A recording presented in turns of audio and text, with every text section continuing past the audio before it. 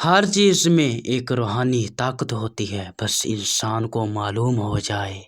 کہ کس چیز میں اللہ نے کس فیض کو پوشیدہ کیا تو وہ تمام امراض سے اللہ کی پناہ میں رہے۔ تو آج ہم آپ کو بتائیں گے کہ گلاب کے پھولوں میں اللہ نے کون سی طاقت کو پوشیدہ کیا۔ گلاب کا پھول اللہ نے محبت کا نشان بنایا۔ جو انسان گلاب کے پھولوں پہ 70 مرتبہ نعت علی پڑھ کے کسی کو بھی دے گا تو وہ سامنے والا انسان اس کا غلام بن جائے گا، اس کی محبت میں گرفتار ہو جائے گا۔ اور جو انسان کافی علاج کے بعد بھی شفا نہیں پاتا تو 7 گلاب کے پھول 7 مرتبہ اپنے سر کے اوپر سے سیدھی طرف الٹی طرف گھما کے کسی ویران جگہ پر رکھ دے، اس کے اوپر جتنی بھی نحس چیزیں ہوں گی، بیماریاں ہوں گی، پریشانیاں ہوں گی، اللہ کے فضل و کرم سے ختم ہو جائیں گی۔ اور جو انسان گلاب کے 7 پتے نچوڑ کے اس کا پانی نکالے اور اس پہ یا معوذ یا ودود 207 مرتبہ پڑھ لے، پھر وہ پانی کسی میٹھی یا ٹھنڈی چیز پہ